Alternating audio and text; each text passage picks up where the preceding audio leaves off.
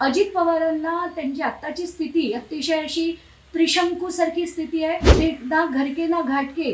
मोदी कॅबिनेटमध्ये ज्यांना त्यांना हवं त्यांना ठेवलं, त्यांना कॅबिनेट मंत्रीपद दिली आणि ज्यांना ते आता नकोसे झाले अशा जे त्यांचे जे सहकारी पक्ष होते त्यांना त्यांनी डच्चू देण्यासाठी प्रत्येकाला त्यांनी काय केलं असेल तर राज्यमंत्रीपद ऑफर केलं। जसं आपण बघितलं अजित पवारांना राज्यमंत्रीपद ऑफर केलं, शिंदेना राज्यमंत्रीपद ऑफर केलं आणि कुठेतरी जे खरं हवं होतं, खरं द्यायला हवं होतं ते त्यांनी दिलेलं नाही।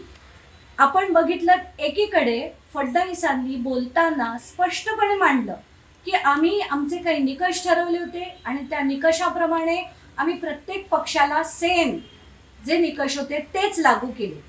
पण मग तुम्ही एकीकडे बोलताना म्हणता की आम्ही का देऊ शकलो नाही अजित पवारांना, निकष लागू होत नव्हते, पण दुसरीकडे तुम्ही कुमारस्वामी असो, चिराग पासवान असो, चिराग पासवानचे 5 MP होते आणि कुमारस्वामीचे 3 खासदार होते। असं असताना त्यांना तुम्ही कॅबिनेट मंत्रीपद देता आणि यांना तुम्ही फक्त राज्यमंत्रीपद ऑफर केल्यासारखं करता।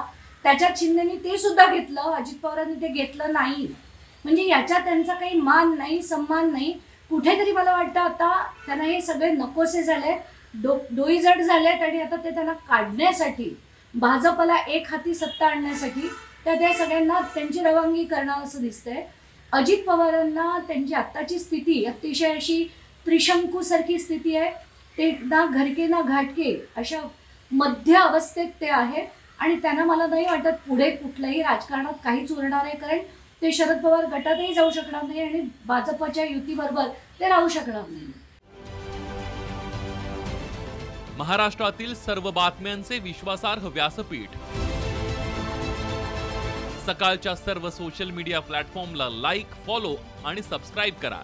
तसंच सर्व नोटिफिकेशनसाठी बेल आयकॉन प्रेस करायला विसरू नका।